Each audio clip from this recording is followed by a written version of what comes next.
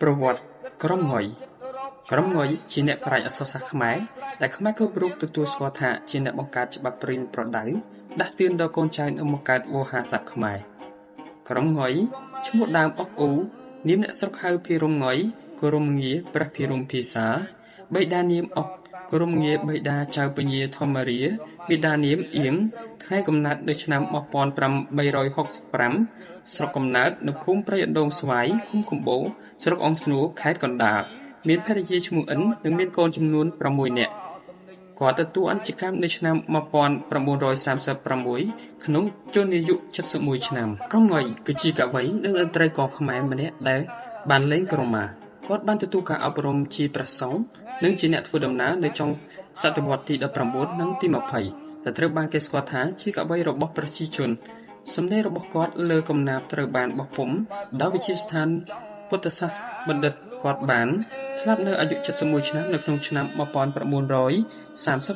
1936គេមិនដឹងពីថ្ងៃខែឆ្នាំកំណើតរបស់អ្នកភិរមភិសាអ៊ូហើយងយទេប៉ុន្តែឯកសារបានអះអាងថាលោកប្រសូតនៅ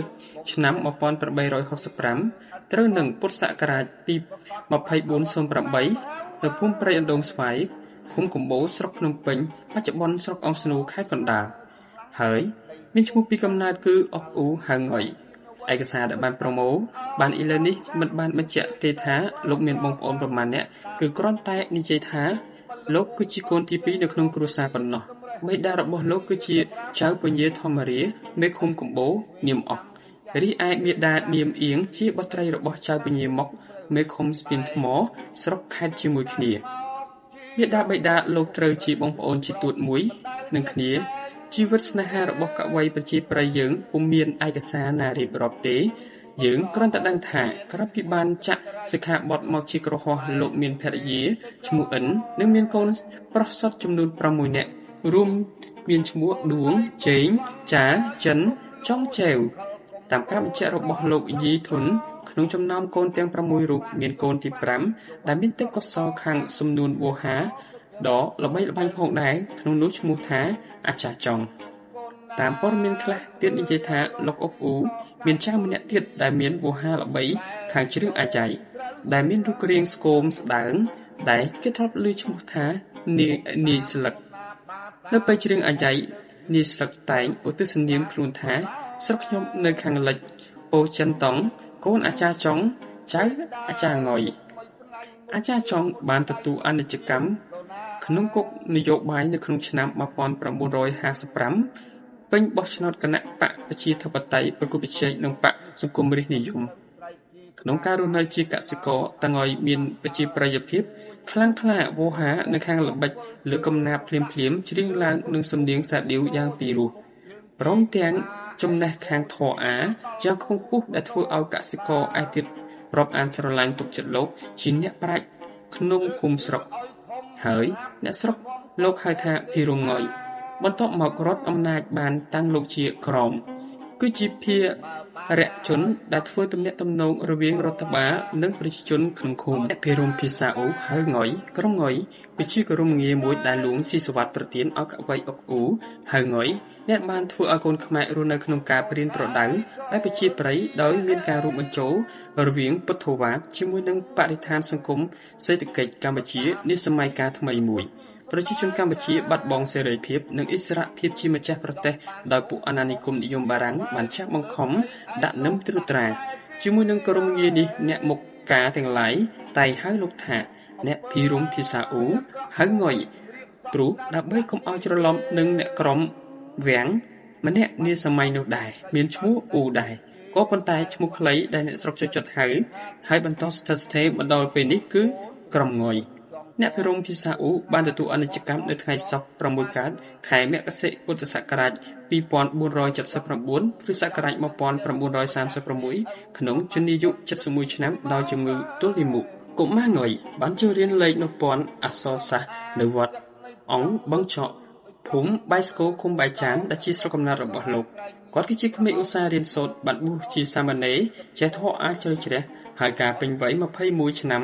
សាមណេរក៏បំពេញឧបសម្បទាជាភិក្ខុដែលបានសិក្សាធម៌អា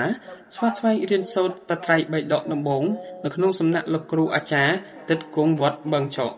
ភូមិបៃស្គរឃុំបៃចាន់ស្រុកភ្នំពេញខេត្តកណ្ដាលបន្ទាប់ពីប្រែព្រះត្រៃបិដកភិក្ខុងុយរៀនសូត្រឧបសនកម្មដ្ឋាននៅក្នុងសំណាក់ព្រះអាចារ្យជាច្រើនកន្លែងទៀតពេលរដូវរំហើយក្រោយពីកិច្ចការច្រូតកាត់អ្នកប្រាជ្ញអក្សរសិល្ប៍ខ្មែរក្រុមងុយបានតែងតែទេសនាព្រានប្រដៅច្រៀងកំណាព្យបន្ទោជាសំនៀងសាដៀវដ៏គ្រលួចពីភូមិមួយដោយយំស្រណោះអាណិតខ្មែរគ្នាឯងពីភាពខ្សត់ខ្សោយក្រីក្រល្ងងខ្លៅឆ្លុះគ្នាឯងបែកបាក់សាមគ្គីផ្ទុយនឹងទម្ងន់ពន្ធដារនៃរដ្ឋអំណាចបារាំងភាពរហ័សរហួនឆ្លាតការកេងបន្លំជនបរទេសមានចិនមានយួនជាដើមសំណួរល្បីល្បាញពីកវីសិល្បៈនេះលេចលឺដល់ទីក្រុងហើយសម្ដេចចក្រីបានហៅឲ្យទៅច្រៀងថ្វាយស្ដេចស៊ីសុវត្ថិព្រះតីបានឲ្យរង្វាន់ជាប្រកាសនិងក្រុមងាយជាភិរមភាសាបន្ទាប់ពីបួសពីសាមណេរបានប៉ុន្មានឆ្នាំលោកបានសឹកចាក់សិក្ខាបទទៅបម្រើមាតាបិតាហើយបានរៀនជាស្មៀនរបស់ឪពុកលោកនៅក្នុងការដើររហូតពន្ធស្រូវអញ្ញាលួងនៅអាយុ21ឆ្នាំលោកបានបួសម្ដងទៀតដោយបំពេញឧបសម្បទានជាភិក្ខុនៅក្នុងវត្តដដែលដោយមានព្រះឧបជានាមសលោកគ្រូសូត្រស្ដាំនាមជ្រូកជាកម្មវិជាលោកគ្រូសូត្រស្វែងនាមអុកជាអនុសាវណៈសូមបញ្ជាក់ថានៅក្នុងការបំពេញឧបសម្បទាជាភិក្ខុព្រះនាមគ្រូឧបជាដែលបំពុះមានសារៈសំខាន់ណាស់សម្រាប់ព្រះសង្ឃពុទ្ធសាសនានៅក្នុងការឧទ្ទិសរំលឹកមួយជីវិតភិក្ខុបានរៀនសូត្រធម៌អានិងការរៀនប្រែព្រះត្រៃបិដកពីបាលីមកជាភាសាខ្មែរដំបូងនៅក្នុងសំណាក់លោកគ្រូអាទិត្យនៅវត្តខាងលើបន្ទាប់មកលោកបានស្វែងរកវិជ្ជាវិបសម្បនាកម្មដ្ឋាននៅក្នុងសំណាក់លោកអាចារ្យជាច្រើនកន្លែងលោកបានគង់នៅក្នុងនោះ5ឆ្នាំលោកចេះដឹងល្មមប្រាការបានហើយលោកក៏លាចាកសិក្ខាបទមកប្រែ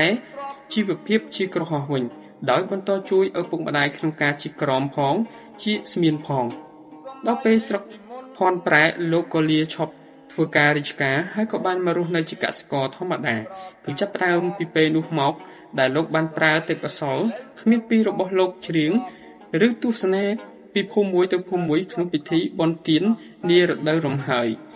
ស្រឡះដៃពីការងារស្រែចម្ការការច្រៀងឬទេសនានោះមិនកំណត់ថ្លៃទេប៉ុន្តែអ្នកស្រុកតែងតែប្រមូលស្រូវអង្គជូនលោកតាតាមសទ្ធាការរៀនសូត្ររបស់កវីយើងមិនចប់ទេពោគឺរៀងរាល់ពេលធ្វើដំណើរកាត់ភ្នំពេញលោកតែងតែឈប់សំចតវត្តអូណាឡោមជជែកពីគ្រោះរៀនសូត្រជាមួយនឹងភិក្ខុសង្ឃនៅទីនោះអំពីបញ្ហាផ្សេងៗដែលទាក់ទងនឹងពុទ្ធសាសនា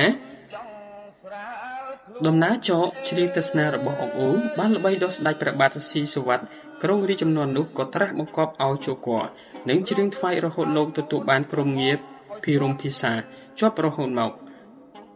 ដោយដែលបានរៀបរាប់ខាងលើអ្នកភិរមភាសាហៅងុយបានសរសេរកំណាព្យដែលលោកស្មូតជ្រៀងនោះទេហេតុនេះហើយទើបពុទ្ធសាសនបណ្ឌិតអញ្ជើញលោកមកច្រៀងយឺតហើយអូនស្រឡាញ់បងទុកស្នាដៃរបស់ក្រុមងុយដែលបានរកឃើញរហូតមកដល់សព្វថ្ងៃរួមមានទី1ច្បាប់ល្បាក់ថ្មីជាបទកកតិនៅក្នុងឆ្នាំ1922ទី2បទការកេរថ្មីជាបទព្រហ្មកិច្ចនៅឆ្នាំ1922ទី3សេចក្តីរំលឹកដាស់តឿនជាបទការពាក្យ7នៅឆ្នាំ1931ទី4ពាក្យការប្រដៅជនប្រុសស្រីជាបទពាក្យ7មិនដឹងការបរិច្ឆេទនៅក្នុងឆ្នាំ1935ព្រោះថាជាស្នាដៃទី5ទី5បណ្ដាំក្រុមងុយជាបទព្រហ្មកិច្ចនៅក្នុងឆ្នាំ1935បើយោងតាមយាយធនដដែលបានឲ្យដឹងថានៅមានស្នាដៃផ្សេងៗទៀតរបស់ក្រុមងុយដែលគេរកមិនឃើញឯកសារសរសេរប៉ុន្តែអ្នកស្រាវជ្រាវមុនបានចាត់ទុកថាជាស្នាដៃរបស់លោកដែរគឺចម្រៀងស្ដីអំពីការប្រែប្រួលនៃការស្រុកទេសអកតញ្ញូកវេទីត្រៃលក្ខចម្រៀងស្រីប្រុសក្រុមងុយគឺជាកវីម្នាក់ដែលមិនសរសេរនៅកំណាព្យកាប់ឃ្លោងដែលលោកច្រៀងនោះទេស្នាដៃរបស់លោកគង់វង្សមកដល់សព្វថ្ងៃនេះគឺកើតឡើងដោយការអញ្ជើញទៅច្រៀងនៅវិទ្យាស្ថានពុទ្ធសាសនបណ្ឌិតនៅភ្នំពេញហើយធ្វើការកត់ត្រាទុក លោកប៉ែនជីវស្លាប់នៅក្នុងឆ្នាំ1977ចំនួនខ្មែរក្រហមធ្លាប់បានអះអាងថាលោកបានស្ថិតនៅក្នុងក្រុមស្មៀនវ័យក្មេងដែលមានភារៈជួយកត់ត្រាចម្រៀងកំណាព្យរបស់ក្រុមងុយតាមការរៀបចំរបស់លោកស្រីស៊ុយហានកាបេសដែលជានាយកនិច្ចការវិទ្យាស្ថានពុទ្ធសាសនបណ្ឌិតនាសម័យនោះឯកសាររបស់លោកយីធុនត្រូវបានបោះពុម្ពផ្សាយដោយសាលាក្រុងភ្នំពេញមានចំណងជើងថាអ្នកភិរមភាសាអ៊ូហៅងុយនាឆ្នាំ2008ក៏បានបញ្ជាក់ថាលោកសដេសបាននាំឲ្យអ្នកភិរមភាសាទៅជួបលោកស្រីកាបេលេសហើយច្រៀងកត់ត្រាចប់លោកស្រីជនជាតិបារាំងរូបនោះបានផ្ដល់ប្រាក់1រៀលជូនលោកកវីយើងដើម្បីជានិមិត្តរូបនៃការស្រឡាញ់វប្បធម៌អរិយធម៌ខ្មែរក្រោយមកពុទ្ធសាសនបណ្ឌិតបានចាត់ចែងចុងក្រងរៀបចំកំណាព្យនោះជាសៀវភៅទៅបោះពុម្ពចំនួន4ច្បាប់ដែលបន្ទាប់មកទៀតក៏បញ្ចូលគ្នាធ្វើជាច្បាប់វិញការគ្មានទេមិនមែនគ្រាន់តែស្ថិតនៅត្រង់ជើងកាព្យពីរោះពោពេញទៅដោយខ្លឹមសារជ្រាលជ្រៅនោះទេប៉ុន្តែលោកថែមទាំងមានទឹកកសលនៅក្នុងការដេញចាប៉ីខ្សែមួយឬសាឌីវថែមទៀតលោកសូត្រកំណាព្យលោកតែងដេញចាប៉ីខ្សែមួយកំដរដែលបន្ថែមនៅការតាក់ទាញចិត្តយ៉ាងអស្ចារ្យក្នុងពេលដែលលោកច្របល់គ្រប់ទិសជ្រៀងទូមានមនុស្សផងទាំងពួងលោកតែងមានបង្វិចនិងឈើច្រត់កាន់តាមខ្លួនជាប់ជានិច្ចហើយអាចស្រមៃអំពីរូបរាងរបស់ក្រុមងុយនោះគឺបរិសម្នាក់មានមាឌធំដោះក្បាលពុះកាត់សក់ជ្រងខ្លីទុកពុកមាត់ខាងលើនិយមស្លៀកសំពត់ចងក្បិនពាក់អាវកត្រង់ឡៅធំពាក់ស្បែកជើងផ្ទាត់និងមួកសំបុកគឺជារូបរាងនេះហើយដែលសិល្បករចម្លាក់បានឆ្លាក់ដាក់តម្កល់នៅភោជនីយដ្ឋានអ្នកភិរមភាសាអ៊ូហៅងុយនាទីក្រុងភ្នំពេញសប្តាហ៍ថ្ងៃបើយោងតាមចុងក្រងរបស់លោកយីធុនបានឲ្យដឹងថាចាប៉ីខ្សែមួយរបស់ក្រុមងុយអាចដុសចេញពីគ្នាហើយដំឡើងវិញបានភ្លាមៗកាលណាលោកត្រូវការប្រើក្លោកនៃចាប៉ីខ្សែមួយឬសាឌីវលោកដាក់នៅក្នុងបង្វិចហើយឈើច្រត់បានលោកយកមកធ្វើជាដងរួចដាក់ខ្សែកាត់ជាឧបករណ៍ចាប៉ីមួយប្រគំបានភ្លាមកិច្ចឈ្មោះរបស់ក្រុមងុយបានសាយភីរហូតដល់ស្រុកសៀមស្ដេចសៀមបានធ្វើរាជសារមកសូមអញ្ជើញអ្នកភិរមភាសាអ៊ូទៅច្រៀងថ្វាយនៅឯស្រុកបាងកកលោកក្រុមងុយបានធ្វើដំណើរទៅស្រុកសៀមអស់រយៈពេល3ខែហើយបានទទួលការរាប់អានពីសំណាក់ព្រះមហាក្សត្រនិងមន្ត្រីសៀមពេលនោះស្ដេចសៀមបានប្រទានងារភិរមភាសាផៃឡោះលឿកើននិងប្រទានឡាវអាវប្រាក់ដួងព្រមទាំងប្រាក់និងវត្ថុផ្សេងៗជាច្រើនតាមការរៀបរាប់ឯកសារទាំងឡាយមិនបានបញ្ជាក់ថាការអញ្ជើញទៅស្រុកសៀមនោះកើតឡើងនៅពេលណាឡើយ។